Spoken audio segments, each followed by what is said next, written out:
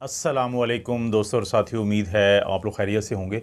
सितंबर का महीना को शुरू हुए भी 1 हफ़्ते से ज़्यादा हो चुका है और ये वो टाइम है कि जब आपका डॉक्टर आपसे ये बातें करना शुरू कर देता है कि आप फ्लू की वैक्सीन लगवा लें। तो क्या रियलिटी है, क्या हकीकत है, साइंस क्या कहती है कि किसे लगवानी चाहिए फ्लू की वैक्सीन, किस वक्त लगवानी चाहिए, फ़ायदा क्या होता है, लगवाने का नुकसान क्या होता है या हो सकता है, और ना लगवाने के क्या नुकसान होते हैं। तो ये इस वीडियो में हम बात करेंगे।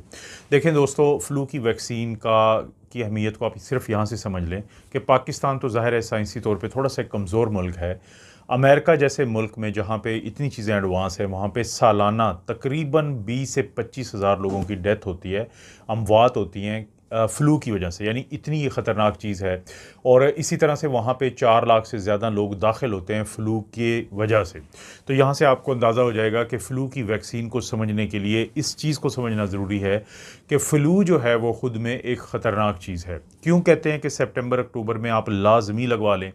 क्योंकि जब आप फ़्लू की वैक्सीन लगवाते हैं तो 2 हफ़्ते चाहिए होते हैं। 2 हफ़्ते का टाइम गुज़रता है तो फिर फ़्लू की जो वैक्सीन है वो आपको हिफाज़त देती है कुछ वायरसेस के ख़िलाफ़। ये वायरस के ख़िलाफ़ होती है। फ़्लू का वायरस इन्फ्लुएंज़ा ए, इन्फ्लुएंज़ा बी की कुछ अक़साम होती हैं, तो जिनके ख़िलाफ़ ये आपको मज़ाहमत देती है, लेकिन इसमें लगते हैं 2 हफ़्ते। 2 हफ़्ते का अब क्या फ़ायदा होगा? देखें, हम लोगों को कहते हैं कि अगर आपको आपके डॉक्टर ने तजवीज़ की है तब भी, नहीं तो आप अपने डॉक्टर से बात करें कि क्या मुझे फ़्लू की वैक्सीन लगवानी चाहिए। तो आपने उस वक़्त लगवा लेनी है जब नवंबर अभी शुरू ना हो, क्योंकि देखें नवंबर में ये केसेस बहुत ज़्यादा शुरू हो जाते हैं और दिसंबर, जनवरी, फरवरी ये 3 महीने वो केसेस होते हैं कि अस्पताल भर जाते हैं, इमरजेंसीज़ में रश पड़ जाता है। और उसकी वजह क्या होती है कि हर साल नया वायरस या तब्दील होकर वायरस जो है फ़्लू का, पहले अकेला फ़्लू का आता था और अब कोरोना का भी आता है, जिसका मैं आखिर में ज़रूर ज़िक्र कर दूंगा कि उसकी वैक्सीन का आपने क्या करना है अगर कुछ करना भी है। तो अस्पताल भर जाते हैं। तो इसलिए डॉक्टर कहते हैं कि आप सितंबर का जब दरमियान शुरू हो जाए तो आप अपने डॉक्टर से मशवरा करके वैक्सीन लगवाएं, फ़्लू की वैक्सीन। और उसके बाद कोशिश करें कि आप अक्टूबर के जो आखिरी 2 हफ़्ते होते हैं तो उनमें आपको वैक्सीन लग चुकी हो, ताकि नवंबर में जैसे ही ये अटैक शुरू होता है वायरस का या नया वायरस जो आता है तो आप उस वक्त तक महफूज हो जाएं। किस हद तक आपको अच्छा लगवाना किसको चाहिए?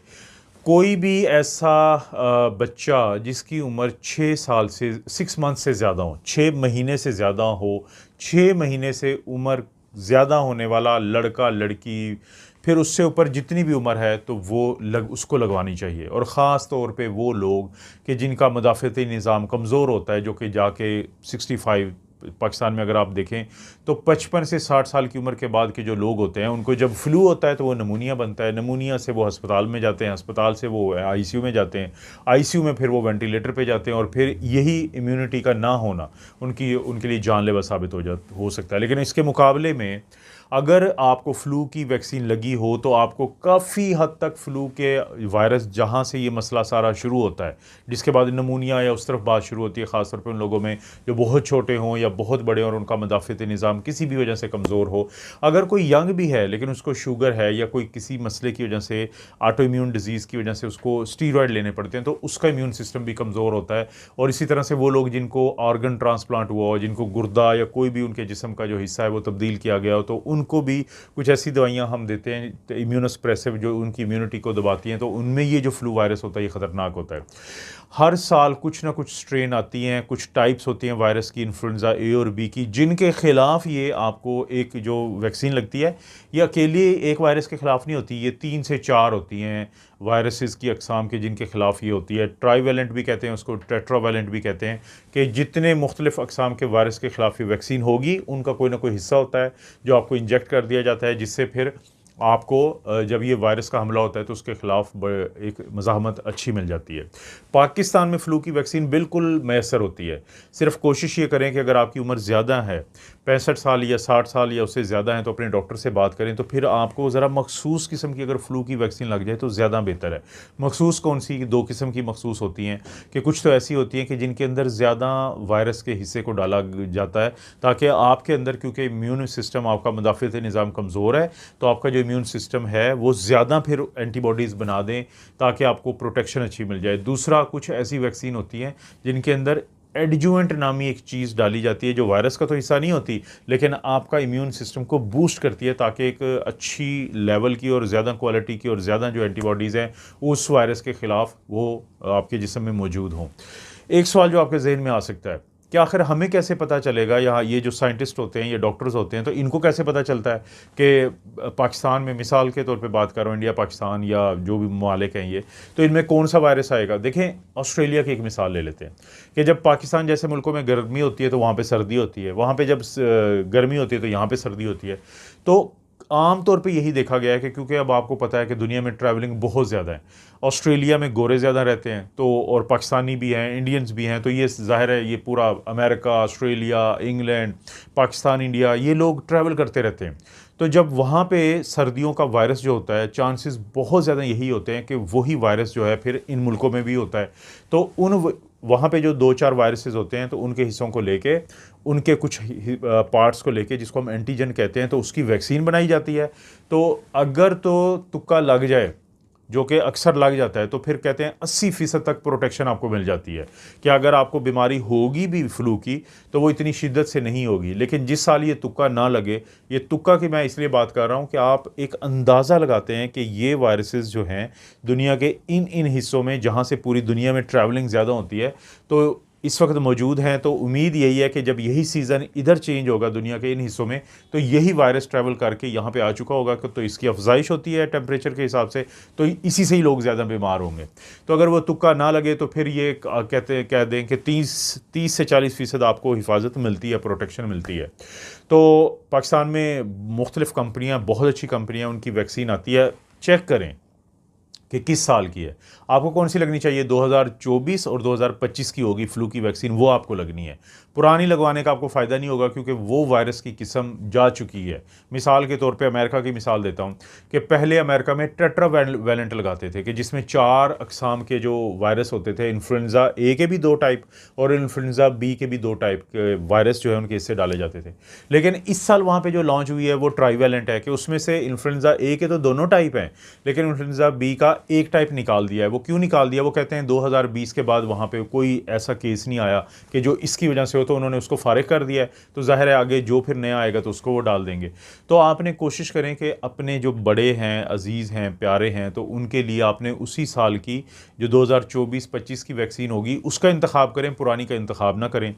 देखें, अगर आज आप चाहते हैं कि आपको कल अपने प्यारों को हस्पतालों, वेंटिलेटर, आईसीयू के चक्कर ना लगाना पड़े, तो आज ही अपने डॉक्टर से बात कर लें, तो वो आपको गाइड कर देंगे इस सिलसिले में। ख़ास तौर पे पल्मोनोलॉजिस्ट जो होते हैं वो बड़ा अच्छा बता देते हैं, इन्फेक्शस डिजीज़ स्पेशलिस्ट बता देते हैं। तो ये वैक्सीन का ज़रूर पूछें, फ्लू वैक्सीन का आपने, यानी 6 महीने से ज़्यादा की उम्र के लोगों को लगती है। जिनको कभी ना लगी हो तो उनको आमतौर पर 4 हफ्ते के वक्फे से हम 2 डोजेज़ भी लगाते हैं, लेकिन कम से कम 1 डोज़ तो लाजमी लगनी चाहिए। अब सबसे आखिर में हम इस पार्ट की बात करते हैं कि क्या कोरोना की जो वैक्सीन है। अच्छा, एक बात साथ ही बता देता हूँ, ज़रूरी है, बहुत ज़रूरी है आपके लिए जानना कि जो आप वैक्सीन लगवाते हैं उसके 2 हफ्ते बाद आपको हिफाजत मिलती है। लेकिन अगर आप किसी भी बीमारी की वजह से बीमार हैं, अगर आपको बुखार चल रहा है, आपको कोई मसला है, तो उस वक्त वैक्सीन ना लगवाएं, क्योंकि इससे 2 यानी कि इसके नुकसान होते हैं अगर आप उस सूरत में लगवाते हैं कि जब आप पहले से बीमार हो। एक तो ये है कि आपका इम्यून सिस्टम आपको इतनी अच्छी एंटीबॉडीज़ नहीं बनाएगा या इतनी ज़्यादा नहीं बनाएगा जो उस वक्त बनेगी जब आप बिल्कुल सेहतमंद हैं, तो तब वैक्सीन लगे। और दूसरा, आमतौर पर जब वैक्सीन लगती है तो हल्के फुल्के साइड इफ़ेक्ट आते हैं, जैसे जिस्म में दर्द होता है, बुखार होता है। अगर आप पहले ही बीमार हैं तो पता ही नहीं चलेगा कि ये जो वैक्सीन लगी है इससे कितना ज़्यादा आपको ये प्रॉब्लम बना है, ताकि डॉक्टर उस हिसाब से आपको फिर पैनाडोल या बाकी चीज़ें जो होती हैं, पैरासीटामोल और फेब्रोल टाइप की, पाकिस्तान में बेतहाशा हैं ये, तो वो दे सकते हैं। तो एक तो ये ज़रूरी था बताना। दूसरा ये कि कोरोना की वैक्सीन अभी जो लेटेस्ट आ रही है पाकिस्तान में, तो कहीं पे मिल जाती है, कहीं पे नहीं, क्योंकि पाकिस्तान में लोग अब सुनते ही नहीं है ये नाम कोरोना का। तो आजकल तो दुनिया में कोई KP.2 की स्ट्रेन आई हुई है, फिर KP.3.1.1 आई हुई है, तो उनके ख़िलाफ़ की वैक्सीन अगर आपको मिल जाती है तो 2-3 लाया अमल हो सकते हैं कि आप इकट्ठी भी लगवा लें, एक ही बाजू में भी लगवाई जा सकती हैं, दोनों मुख्तलिफ बाजू में भी लगवाई जा सकती हैं, तो थोड़े से ज़्यादा आपको रिएक्शन आता तो वैसे भी अगर आप एक एक करके भी लगवाएंगे तो थोड़ा सा ज़्यादा आ जाएगा। लेकिन बाज़ लोग क्या करते हैं कि बाज़ लोग फिर एक लगवाएंगे, 1 से 2 हफ्ते के बाद फिर वो दूसरी लगवा लेते हैं, तो उनको फिर ज़रा आसान रहता है उनके लिए।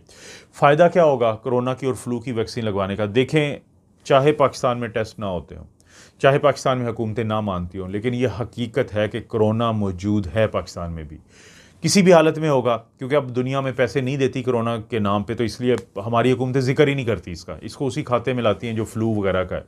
तो लेकिन अगर आपको अपने बड़ों की, प्यारों की ज़िंदगी ज़ाहिर है कि अज़ीज़ है, सेहत अज़ीज़ है, तो कोशिश करें कि डॉक्टर के साथ ये भी डिस्कस कर लें कि क्या आजकल हमें अपने इस बुज़ुर्ग को जिसकी उम्र ज़्यादा है, ख़ातून को, मर्द को, कि जिनको शुगर का मसला है, जो अक्सर बीमार होते हैं तो दवाइयाँ उनके ऊपर असर नहीं कर रही होती, तो क्या हमें फ़्लू के साथ साथ कोरोना की वैक्सीन जो लेटेस्ट है वो भी लगवानी चाहिए या नहीं लगवानी चाहिए?